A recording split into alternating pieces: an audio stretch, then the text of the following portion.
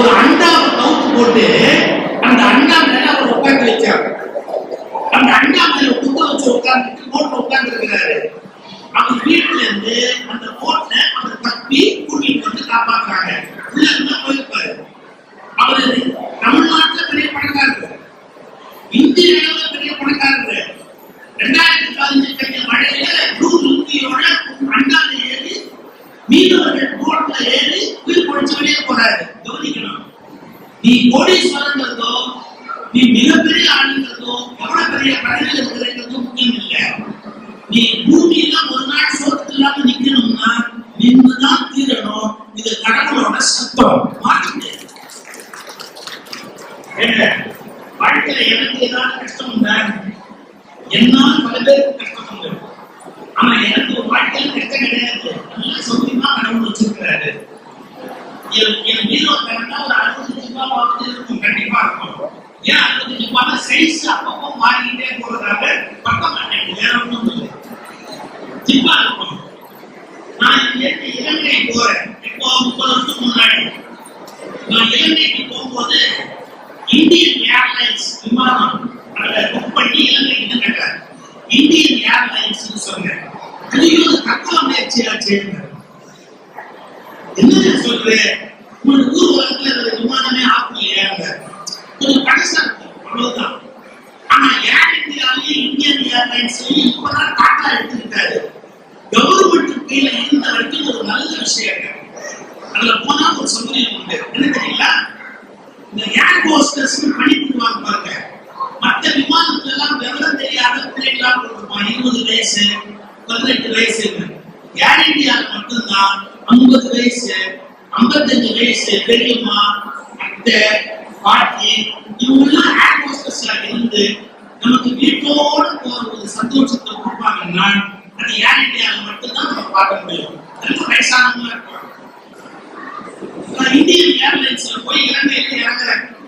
ஒரு ஆச்சரியம் பாருங்க, நான் போய் இறங்கிட்டேன் இலங்கையில. என் கொட்டி வரல. ஒருவேளை என்னையே லக்கேஜ் முடிவு பண்ணானா என்னமோ தெரியல, என் லக்கேஜ் வரல. மாத்தளைன்னு ஒரு ஊர்ல போய் நான் பேசணுங்க. மாத்தளை, அந்த மாத்தளை 200 கிலோமீட்டர் இருக்கும் கொழும்புல இருந்து. அவங்க கூட வந்துட்டாங்க. என் கொட்டி வரல. எனக்கு மாட்டு துணி பேட்டி ஜிப்பா எதுவுமே இல்லை கையில. சின்ன ஒரு ஹேண்ட் பேக் வச்சிருக்கேன், பாஸ்போர்ட் இதெல்லாம் வச்சு ஒரு சின்ன பை வச்சிருக்கிறேன். போய் ஏர் இந்தியா கவுண்டர்ல கேட்டா சொல்றான், இன்னைக்கு வராது சார், உங்களுக்கு மிஸ் ஆகி போச்சு, நாளைக்கு இதே ஃபிளைட் நீங்க வாங்க, இந்த கொடுப்போம். நான் 200 கிலோமீட்டர் போயிட்டு திரும்பி எடுத்து வரது அந்த 3 நாள் 4 நாள் பேச்சு எனக்கு. சார் என் வாழ்க்கையில் முதல் கனவு என்ன தெரியுங்களா, மாட்டு துணி கையில. மணி 10 ராத்திரி. கொழும்புல எல்லா கடையும் அடைச்சிட்டாங்க. உங்களுக்கு இன்னொரு ரகசியம் சொல்லணுமா? மைக்ல பேசுறாங்க. என்ன ரகசியம் கேட்டீங்களா? மைக்ல ரகசியம் சொல்ற ஒரே ஆள் தான். மைக்ல வச்சு ரகசியம் சொல்ற என்ன, என் சைஸுக்கு ரெடிமேட் ஜப்பா எதுவும் கிடைக்காது. என் சைஸுக்கு கிடைக்காது. நான் என்ன பண்ணுவேன் சொல்லுங்க? நான் இலங்கையில போய் மாத்தளையில காலையில ஒரு கோயில் கும்பாபிஷேகத்துல பேசணும். என் வீடு 60 வேட்டி 60 ஜிப்பா இருக்கும். ஆனா மாட்டு துணி இல்லாம மாத்தளையில போய் பட்டுக்கிறேன். எனக்கு எப்படி தூக்கம் வரும்? காலையில நான் பூச்சிட்டு இடம் கட்டுவேன், என்ன ட்ரெஸ் போடுவேன், கும்பாபிஷேகத்துல எப்படி பேசுவேன். அந்த விழானத்துல என்ன பண்ணா 12 மணிக்கு ஒரு துணி கடையை கட்டி அவர்கிட்ட ஒரு துணியை எடுத்து 1:30 மணிக்கு ஒரு டெய்லருக்கு போய் கெஞ்சி அந்த டெய்லர் சரியான பெரிய மனசு பண்ணி ஒரு ஜிப்பாவை தைக்க, ராத்திரி ஒரு வேஷ்டி ஒரு ஜிப்பா இதெல்லாம் ரெடி பண்ணி காலையில 8:30 மணிக்கு இந்த மேடையில உட்கார வச்சாங்க. அப்பதான் புரிஞ்சுக்கிட்டேன், உங்களுக்கு சொத்து என்பது எவ்வளவு இருக்கிறது என்பது பெரிய விஷயம் இல்லை, அனுமதிப்பதற்கு என்ன இருக்கிறது என்பது கடவுளால் மட்டுமே தீர்மானிக்கப்படுகிற விஷயம். வாழ்க்கையில ரொம்ப பெருசா தெரிஞ்சுக்கணும். எனக்கு 40 கோடி இருக்கு, 40 கோடி இருந்தா பிரயோஜனம் இல்லை. நீ அனுபவிக்கிறது சார். சில பேர் ஆடி கார் வாங்கி இருப்பாங்க. முதல்ல என்ன பண்ணுவோம், ஆடி கார்ல ஏறி ஆபீஸ்ல போய் இறங்கி 10 நிமிஷம் வீட்டுல இருந்து போயிடுவான். உள்ள போனான்னா சாயங்காலம் 7 மணிக்கு தான் வெளியே வருவான் ஆபீஸ் விட்டு. அவனால அந்த ஆடி காரை அனுபவிக்கவே முடியாது. ஆனா அவன் டிரைவர் ஒருத்தர் இருப்பான் பாருங்க, அந்த சீட்ல பின் சீட்ல படுத்துக்கிட்டு முன் சீட்ல போடுறது ஆட்டிட்டு விதவிதமான பாட்டெல்லாம் போட்டுட்டு கார்ல ஏசி போட்டுட்டு அவன் டீ சாப்பிட்டு வந்தாக்கா அடி கார் எடுத்துட்டு நேரா போய் டீ சாப்பிட்டு திருப்பி வந்துட்டு மசாலா கடை சாப்பிட்டு மறுபடியும் ஆடி கார் எடுத்துட்டு போய் மசாலா கடை சாப்பிட்டு இந்த கோமாளி எப்படின்னா காலையில 7 நிமிஷம் ராத்திரி 7 நிமிஷம் அப்படிதான் இந்த ஆடிக்காரு. மற்ற எல்லா நேரமும் டிரைவர் அனுபவிக்கிறதுக்கு தான் அந்த காரு. உங்க இடத்தில் இருப்பது சொத்து அல்ல, நீங்கள் அனுபவித்தது மட்டும்தான் உங்களுடைய உண்மையான சொத்து என்பதை முதலில் புரிந்து கொள்ள. அந்த செல்வங்களை தலையாய செல்வம் எது தெரியுமா? மக்கள் செல்வம். திருவள்ளுவர் செல்வத்துள் செல்வம் செவிச்செல்வம் காரணம் கேட்கறதில்ல, நல்ல வார்த்தை. செல்வத்துள் செல்வம் செவிச்செல்வம். அப்புறம் இன்னொன்னு சொன்னார், என்ன? மக்கள் செல்வம். குழந்தைகள் ஒன்னொன்னு கோடிக்கு சமம். குழந்தைகள் ஒன்னொன்னு நாம தெரிஞ்ச குழந்தைகள் பல கோடிக்கு சமம். ஒரு கோடி பல கோடிக்கு சமம். ஏன்? அந்த குழந்தைகள் நமக்கு அன்பா இருந்ததுன்னா அதை விட ஒரு பெரிய சொத்து இந்த உலகத்தில் தேவையே கிடையாது. அதனால்தான் இந்த 14 பேரு அப்படின்னு சொல்லும் போது மக்கள் செல்வம் அப்படிங்கறத பெருமையா சொல்றாங்க.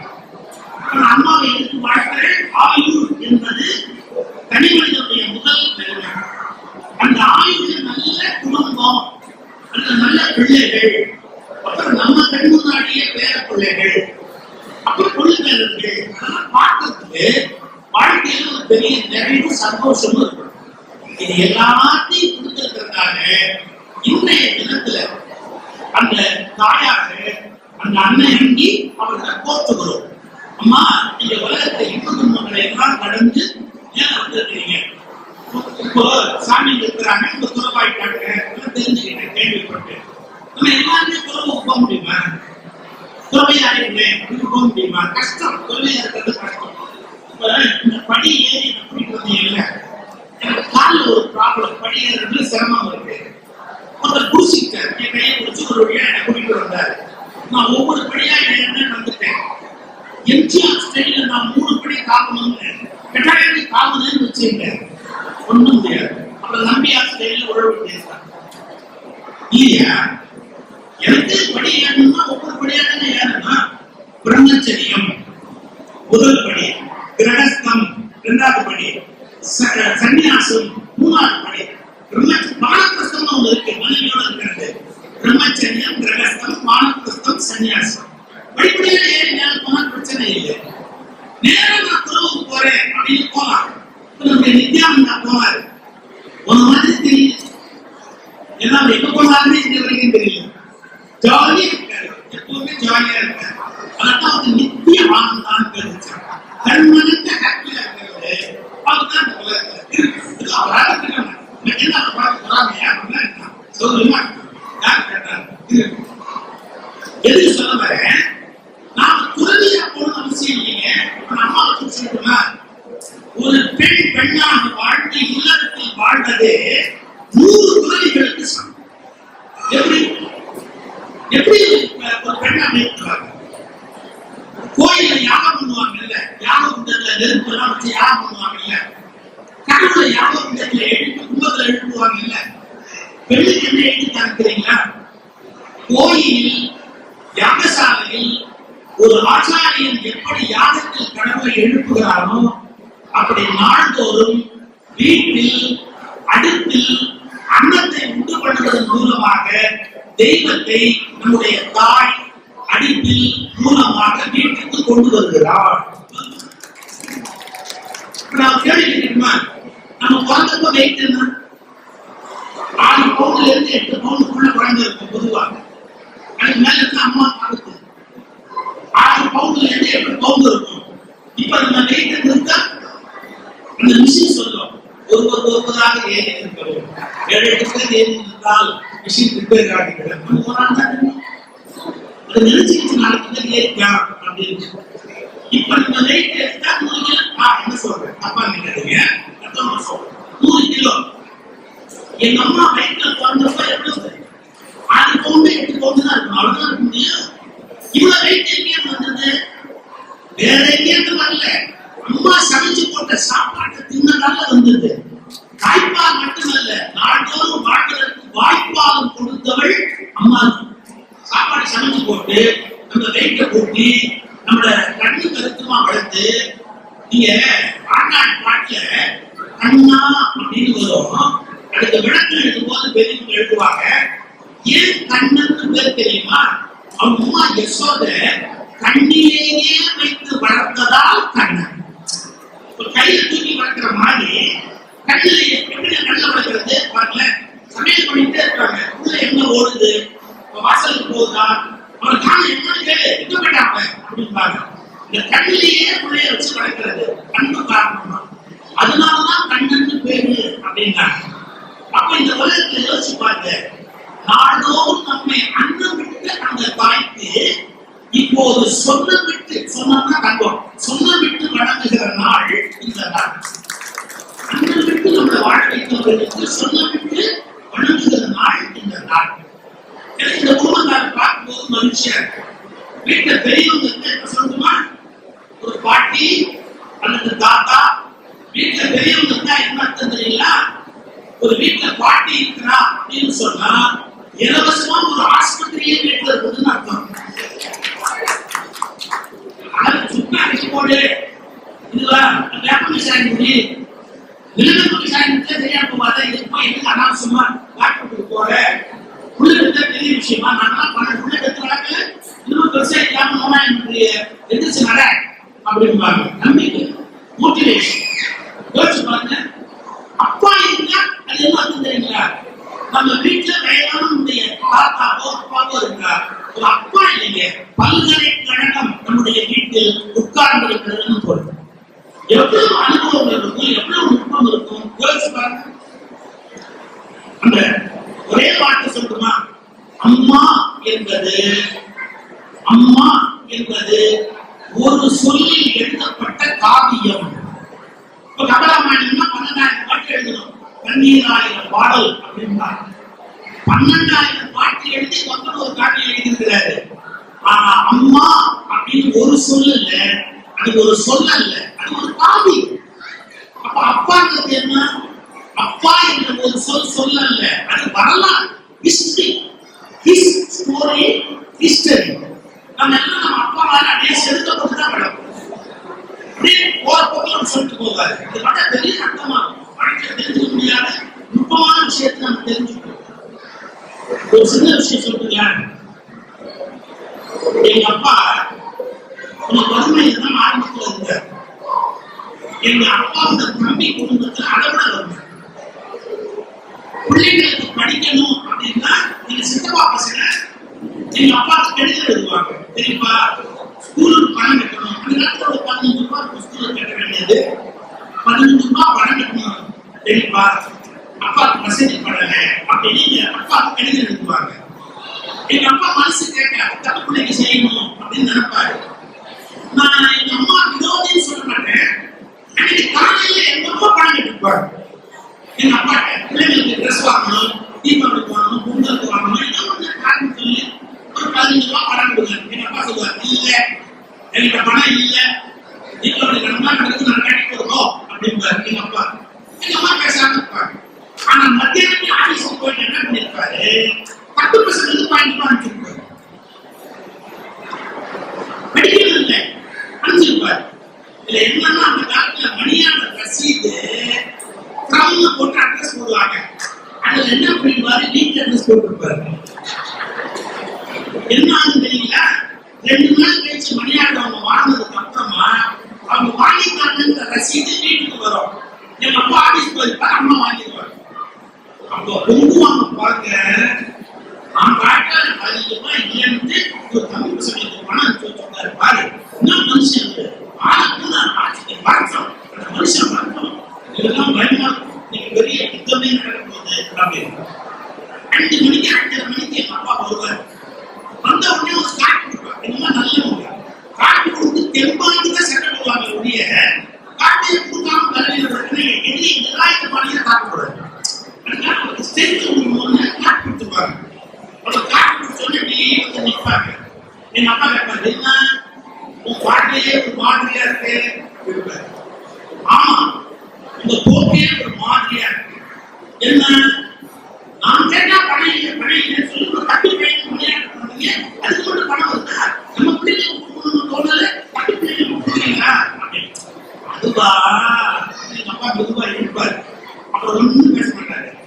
இந்த கழனி பாதையில விழுந்த எலி மாதிரி கம்முன்னு பண்ணிருப்பாரு. நனைஞ்சு உண்மை பார்த்தீங்களா, அதே வாங்கலாம், அதே மாதிரி ஒரு 8 மணி வரைக்கும் அம்மா திட்டுறதெல்லாம் திட்டி ஒரு 8 மணிக்கு மேல சாப்பிட வாங்குவாங்க. அதெல்லாம் கரெக்டாக எவ்வளவு கோவத்திலையும் சாப்பிடுவாங்க அப்படின்னு இவர் போய் சாப்பிடுவார். நான் கலந்ததுக்கு அப்புறம் எங்க அப்பாட்ட கேட்கிறேன், எங்க அப்பா எடுத்தாங்க நாடக தயாரிப்பாளர் ஆல் இந்தியா வேலை பார்க்கறது விதவிதமா கதை எழுதுனவங்க. எங்க அப்பாட்ட கேட்கிறேன், எப்பா எவ்வளவு கதை எழுதுற, உனக்கு சூதுவாத தெரிய வேணாம், என்ன வீட்டுல இருக்க சாப்பா மணியாளர்ல போடுறது ஆட்டு சேட்டை போடுறது அங்கேயும் உனக்கு வந்துருக்கோம். அம்மா இந்த பாட்டிட்டு நீ கஷ்டப்பட்டுக்க மாட்டேன், கொஞ்சம் நாள் உங்களுக்கு தெரிய வேணாம்ப்பா, இது நான் சொல்லி கொடுக்குமா, இனிமேல் அவங்க பணம் வந்து அனுப்பிச்சிட்டு பிரமாட்ட சாட்டு சேட்டஸ் போடுப்பேன், ரசீது அங்க வரும், அம்மாட்ட மாட்டிட்டு ஏன் முடிக்கிறேன். எங்க அப்பா பாட்டு சொல்றாரு பாருங்க, உடம்பு மழைய எனக்கு தெரியாது, உங்க ட்ராமா எழுத தெரியாதா, உங்க அம்மாவுக்கு சொல்லாம ஒன்றும் பண்ணக்கூடாது, உங்க அம்மாவுக்கு சொல்லாம ஒன்றும் பண்ணக்கூடாது, ஆனா சொன்னா கொடுக்க மாட்டாங்க, அப்ப கொடுத்துடணும், அது அவளுக்கு தெரியணும், அதுதான் பெஸ்ட் வழி. நான் கொடுத்தாச்சு, அவளுக்கு தெரிஞ்சாச்சு, நான் நல்ல புருஷனாவும் இருந்தேன், நல்ல பெரியவனாவும் இருந்தேன், நல்ல மனுஷனாவும் இருந்தேன், அவளுக்கு தெரியும். அதை விட ஒண்ணு தெரிஞ்சுக்கோ, ஒரு பொண்டாட்டிக்கு எப்படி சந்தோஷம் தெரியுமா, புருஷன் தப்பா கண்டுபிடிச்சிருக்கா ஒரு 3 மாசம் ஒரு சந்தோஷத்துல இருப்பாங்க, கூட்டுக்கார தப்ப கண்டுபிடிச்சேன், கூட்டுக்கார தப்ப கண்டுபிடிச்சேன், இந்த மகிழ்ச்சிக்கு ஒரு கோடி கொடுத்தாலும் விலை இல்லையா, நம்ம ஒரு 3 மாசம் அவ்வளவு சந்தோஷமா இருப்பா அப்படிங்கிற எங்க அப்பா அந்த பாயிண்ட் பார்த்து அசந்து போயிட்டேன். இப்ப தெரியாதமா என் போய் கூப்பிட்டு அவங்க கூப்பிட்டு போய் நீ யார் யாருக்கு எங்க அனுப்புறேன்னு கேட்பாங்க. அந்த பிரச்சனை காத்து பாத்துக்கிறேன், எப்படி சமாளிச்சுக்கிறேன், எதுக்கு சொல்ல வரேன், அவ்வளவு விஷயங்கள் நமக்கு தெரியவங்க கொடுப்பாங்க. அம்மா அப்பா அழிவுடைய எல்லை, அன்பினுடைய எல்லை. அது வந்தா ஒரே ஒரு வார்த்தை சொல்லுவாங்க, அம்பாளை வர்ணிப்பதற்கு 1000 நாமங்கள் எழுந்தது. அதுக்கு பேர் என்ன, லலிதா சகஸ்ர நாமம். அந்த லலிதா சகஸ்ர நாமத்துல முதல் வார்த்தை என்ன, ஸ்ரீமாத்ரே நமஹ, ஸ்ரீமாதா. அப்ப மாதாங்கிற சொல்லிட்டான் இந்த உலகத்துல முதல் வார்த்தை, அம்பாளை குறிப்பதற்குரிய முதல் வார்த்தை ஸ்ரீமாதா. நீங்க அதை கருப்பை நினைக்கிறீங்களா, கொஞ்சம் ஸ்ரீவித்தை தெரிஞ்சவங்களுக்கு தெரியும், இந்த உலகம் பராசக்தியினுடைய யோனி, இதுல உயிர் வாழ்கிற நாம எல்லாரும் அவருடைய சிறை முட்டை, அதுலேருந்து வெளியில இருந்து நாம இந்த உலகத்துல வாழ்ந்துட்டு இருக்கிறோம். அதனால இந்த உலகத்துக்கே அப்பதான் தாய். இன்னும் புரியலன்னா உங்களுக்கு உடைச்சு சொல்றேன், நான் சொல்ல முடியாத ரகசியத்தை நான் உடைச்சு சொல்றேன். நம்ம இந்துக்களுடைய கோயில் நீங்க போய் பாத்தீங்கன்னா கோயில்ல 2 கலர் தான் பெயிண்ட் பண்ணிருப்பாங்க. கோயில் சொல்ல முழுக்க என்ன, வெள்ளை காவி, வெள்ளை காவி மாறி மாறி பெயிண்ட் பண்ணுவாங்க. என்ன அர்த்தம், வெள்ளை நிறம், பெண்ணின் சுரோனிக்கம் காவி நிறம் சிவப்பு. இந்த சுக்கிரமும் சுரோனிக்கமும் இணைந்தால் கருவறைக்குள் கடவுள் வருகிறார் என்பதை விளக்குவதற்காக கோயில் சுவர்களில் அந்த வெள்ளையையும் காவியையும் நம்முடைய பெரியோர்கள் எழுதியிருக்கிறார். ஏன்னா கருவறைக்குள்ள இருக்கும் பேரு கருவறை, கோயிலுக்குள்ள இருக்கிறதுக்கு கருவறையும் பேரு. கருவறைக்குள்ள இருக்கிற ஒவ்வொரு குழந்தையும் கடவுள், கருவறைக்குள் கடவுள் வரணும்னா சுத்திரமும் சுரோனிகமும் இணையணும். அந்த தாய்க்கு குடியிருந்த கோயில்னு பேரு. அந்த தாயை அம்மாவுடைய அன்புக்கு நிகரா இந்த உலகத்துல படிப்புல படிக்கிற காலத்துல என் கூட படிச்ச பையன் ரிப்போர்ட் கார்டுல கையெழுத்து வாங்கிட்டு வருவான். ரிப்போர்ட் கார்டுல கையெழுத்து வாங்கிட்டு வருவான். நான் வந்து எங்க அப்பாட்ட கையெழுத்து வாங்குறது அவன் ஈஸி. அதனாலதான் பல பசங்க அப்பா கையெழுத்து அங்கே போட ஆரம்பிச்சாங்க. எங்க செக் புக் வாங்கி போட ஆரம்பிச்சாங்க. எனக்கு அந்த சாமர்த்தியம் வரலீங்க. எங்க அப்பாட்ட கையெழுத்து வாங்குறது அந்த செட்டு தூக்குவாரு. ஆனா என் ஃப்ரெண்ட் எடுத்துக்கிறீங்க என்னை விட கம்மியா மார்க் பண்ணிருப்பான், 14, 12. அவன் ஜம்பமா கையெழுத்து வாங்கிட்டு வருவான்.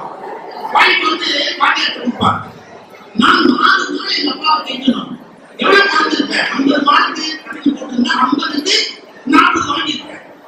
இப்ப 100க்கு 80 வாங்கிட்டேன். எங்க அப்பா கைட் பண்ண மாட்டாரு. என்ன 80 மார்க் வாங்கிட்டு அறிவிக்கா நீ படிச்சாதான் படிக்க முடியும், ஏன் 100 மார்க் வாங்கல அப்படின்னு நான் ஒண்ணுமே பேச முடியாது. 4 நாளைக்கு வந்து கையெழுத்து வாங்குவான்.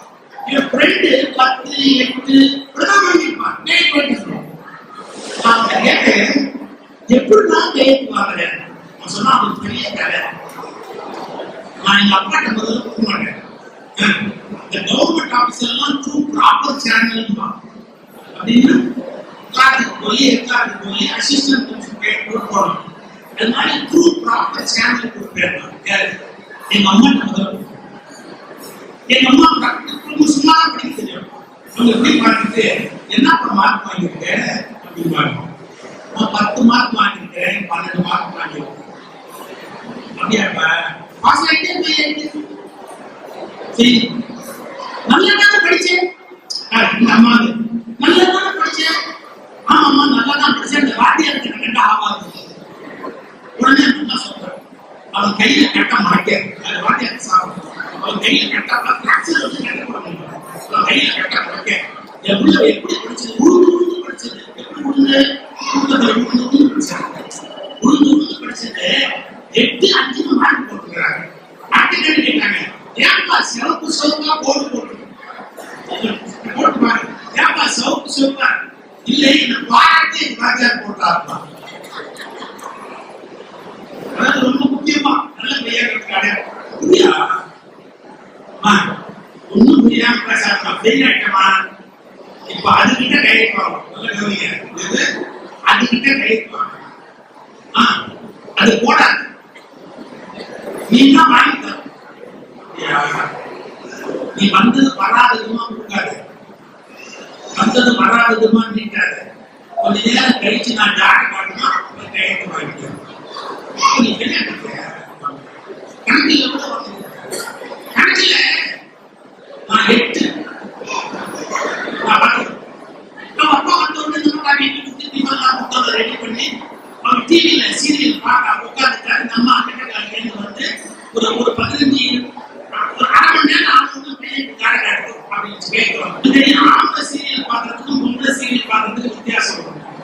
பொம்பளை சீரியல் பார்த்தா நுணுக்கமா சீரியல் டைலாக்கு, கட்டின புடவை, காதல் போட்ட ரோமாக்கு, போட்டு செயின், அதே படத்தை தான் அதையும் கட்டலாம். அதனால ரொம்ப ஆழமான ஒரு சீரியலை கழிக்கக்கூடிய ஒரு ஆட்சியை பயன்படுத்தும். இதெல்லாம் பேச்சு வேகவதியாக கொடுக்க வேண்டியவங்க சமையல் பண்றீங்க. ஆம்பளை பார்க்கணும், குத்து மதிப்பா போடுறான். இந்த கதையா அந்த கதையா இவன் அவனுக்கு அன்பை எப்படியோ புருஷன் மாதிரி டைலாக் பேசுறாங்க எப்படியோ அந்த சீரியல்ல இந்த சீரியல்ல புருஷன் ஒரு மாதிரி பார்த்துட்டு ஒரு 8 மணிக்கு ஒரு கண்டு சொப்போம் அவனுக்கு அந்த எந்திரிப்பாங்க. இவன் நிர்வாகம் உனக்கு ஏதா ப்ராக்ரஸ் ரிப்போர்ட் ப்ராக்ரஸ்னா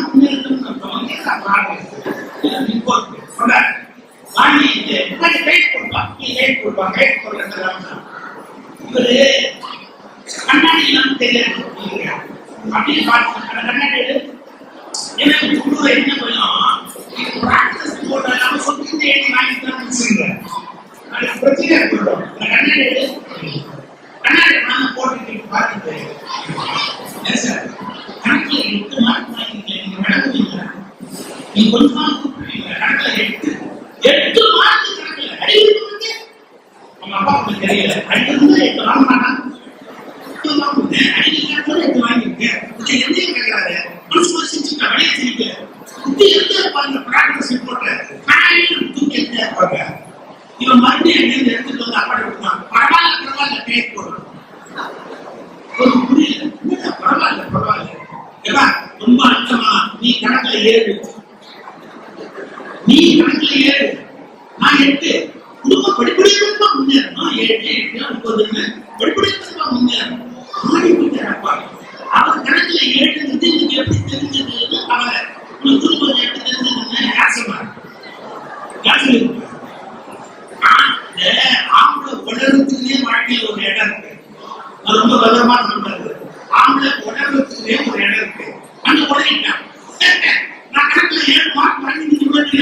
முடியாம நம்ம உடையிட்டாங்க. அந்த அம்மாவுக்கு ஒரு போட்டோகிராபிக் மெமரி புடிச்சிருச்சு. இப்போ கல்வியை காப்பாற்றுறதுக்கு சொல்லி கொடுத்துருச்சு. என்ன சொல்லி கொடுத்துருச்சு? உங்க அப்பா கணக்குல ஏழுங்க, நீ எடுத்து கரெக்ட் பண்ண மாட்டேன்னு சொல்லு அப்படின்னு கரெக்ட் பண்ண.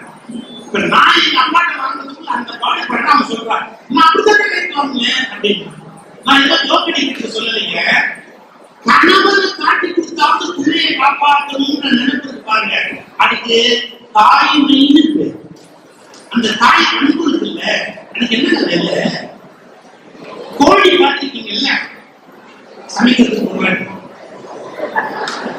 குஞ்சு வந்துட்டு வச்சுக்கோங்க, யூடியூப்ல போய் பாருங்க. குஞ்சு ரெக்கை எப்படி அனுப்பும். பாம்பு ஒரு பாம்பை எடுத்து இருக்கக்கூடிய வராது இருக்காது, பெரிய ராஜநாமம் மாதிரி வரும். முட்டையை காப்பாற்றும், அந்த முட்டையை வெளியேறதுக்கு வரும். அந்த ரெக்கையால அந்த குஞ்சுகளை அந்த முட்டையை மூடிட்டு சிறுத்து பாருங்க. கடைசியா பாம்பு பயந்து ஆச்சரியமா இருக்கும். இதை விட பருத்து மேலேன்னு வரும். பருத்து இந்த குஞ்சு அடிக்கணும்னு பருந்து வரும். இந்த கோழி எவ்வளவு மேல பறந்து தெரியுங்களா? அதை விட்டு கோழியால பறக்க முடியும்னு யாருக்குமே தெரியாது. மேல பறந்து அந்த பருந்த ஒரு கண்ணு தள்ளி தன்னுடைய குஞ்சு பறவையை காப்பாற்றணும். ஒரு விலங்கா இருந்தாலும் மிருகமா இருந்தாலும் தன்னுடைய படைப்பை தான் காப்பாற்ற வேண்டும் என்கிற தாயினாலே எவ்வளவு பெரிய சேலஞ்சையும் எதிர்த்து பார்க்கிற சக்தி தாய்மைக்கு மட்டும்தான் உண்டு என்பதை ஒருபோதும் அந்த தைரியம், அந்த வீரம், நான் பிள்ளையை காப்பாற்றணும் அப்படிங்கிறதுக்காக இப்ப மெட்ராஸ்ல வேலம்மாள்னு ஒரு பெரிய கல்வி நிறுவனம் இருக்குல்ல, வேலம்மாள் கல்வி நிறுவனம், காலேஜ், மெடிக்கல் காலேஜ் எல்லாமே. அந்த வேலம்மாள் என்ன வேலை பார்த்தாங்க தெரியுமா? அந்த அம்மா எளிய கல்வியுடைய உத்தமமான பெண்கள். அவங்களுக்கு கிடைச்ச வேலை என்ன தெரியுங்களா? கூட்டி பெறுகிற வேலை, கல்வி கிடையாது. ஒரு வைராகியம் என்ன, என் பிள்ளைய படிக்க வைப்பேன், என் பிள்ளைய படிக்க வைப்பேன். அவங்க ஒரு பஞ்சாயத்தை கூட்டி பெறுகிறாங்க. என் பிள்ளைய படிக்கணும்னு போய் ஒரு பஞ்சாயத்து உதவி கேட்கிறாங்க. எப்படியாவது என் பிள்ளைய படிக்க வைக்கலையா, எனக்கு சம்பளம் வேணாம், சாப்பாடு வேணாம், என் பிள்ளைய படிக்க வைக்கலையா அப்படின்னு. அவர் என்ன சொன்னார் தெரியுங்களா? உன் பிள்ளை படிச்சு என்ன போகுது, உன் பிள்ளைய படிக்கணுமா, அவங்ககிட்ட ஒரு கணக்கு பார்த்து இருக்கட்டும் அப்படின்னு. அந்த அம்மா சம்பளம் பண்ணி சொல்றாங்க, என் பிள்ளைய பெரிய பண்பாடி ஆக்குவேன், எனக்கு என்ன நடந்தாலும் கவலை இல்லை, என் பிள்ளைய பண்பாடி ஆக்குவேன் அப்படின்னு அந்த வேலம்மாள் போன்ற சபதம் தான் இன்னைக்கு தமிழ்நாடு கொடுத்த வேலம்மாள் கல்வி நிறுவனமா வளர்ந்து மகன் முத்துராம் அவ்வளவு பெரிய சாதனை சாதிச்சிருக்காரு. தான் நிலைமை எவ்வளவோ கீழே இருந்தா கூட என் பிள்ளையோட வளர்ச்சிக்கு நான் கொடுத்து நிற்க மாட்டேன், நான் மேல வரணும்னு நினைக்கிற வைராக்கியம் தாயாருக்கு இந்த உலகத்துக்கு யாருக்கு. அதனால்தான் இந்த உலகத்திலேயே பராசக்தியை நாம வணங்குகிற போது இந்த வார்த்தை எதுவும் பயனில்லை. ஒரே வார்த்தை, என்ன வார்த்தை? மாதா ஸ்ரீமாதா ஸ்ரீமத் சிம்மாசனேஸ்வரி சிரக்னி குண்ட சம்பூதா தேவகாரி சமத்யதா வித்யத்வாம் சகஸ்ராவா புதயோஸ்வர் ஸ்ரீமாதா. அம்மா இப்ப அபிராமியில தமிழ் எழுதினாரு. என்ன எழுதினாரு? அபிராமியில எழுதினாரு. எப்படி ஆரம்பிச்சாரு? முதல் பாட்டு தாரவர்க்கும் ரயும் செம்பது மாலையும் சாத்தி இல்லை பூரதம் பாதத்துமை மைந்தனே. முதல் எழுத்து என்ன? தாரவர்க்கும் ரயும் அபிராமியில முதல் எழுத்து தான். 100 பாட்டு பாடுறாங்க. முதல் கடையை கடைசி இணைச்சு வச்சு பார்க்கணும். ஒரு பாட்டோட கடைசி வரி அடுத்த பாட்டோட முதல் கதை நேரே போனீங்கன்னா 100 பாட்டு பிடிச்சு பரிசு எழுதுறாரு. ஆத்தாளே எங்கள் அபிராம வல்லியே அண்டமெல்லாம் பூத்தாளே. அந்த பாட்டு முடியும் போது அவளை கொடுத்தவருக்கு ஒரு தீங்கு இல்லையே இருப்பாரு. நல்ல அந்தாண்டி என்பது முதல் எழுத்தையும் கடைசி எழுத்தையும் சேர்த்து பார்ப்பது. இப்ப இந்த பாட்டு முதல் எழுத்து என்ன? கடைசி எழுத்து என்ன? ஏ. தாயே என்பதில் எல்லாம் அடக்கம் என்பதை புரிய வைப்பதுதான் அபிராமி அந்தாதியில் இருக்கிற சூட்சம். அந்த தாயே அப்படிங்கிறதுக்குள்ள அந்த சராசரம் எல்லாமே அடைக்கும். அதனால தாயினுடைய ஆசி பெற்றவர்கள் உலகத்தை போக்குவதாக வரலாறு. தாயினுடைய அன்பு எல்லையற்ற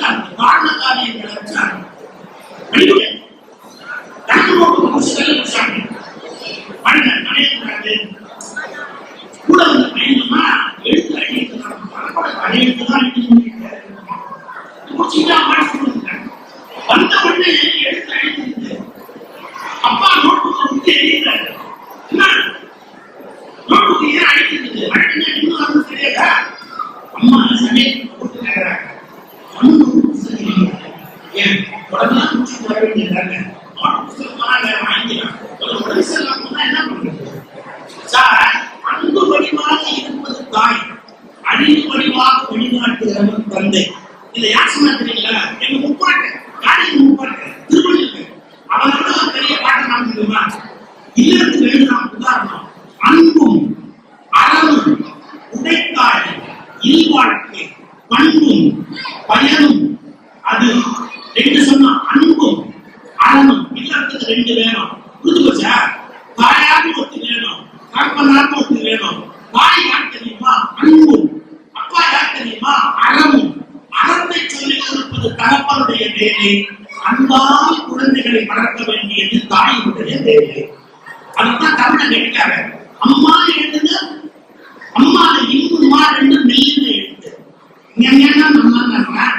அம்மா எழுதி பார்த்தா இன்னும் மாவும் மெல்லின எழுத்து. அப்பான்னு எழுதுங்க, இப்பு பாவும் வல்லின எழுத்து.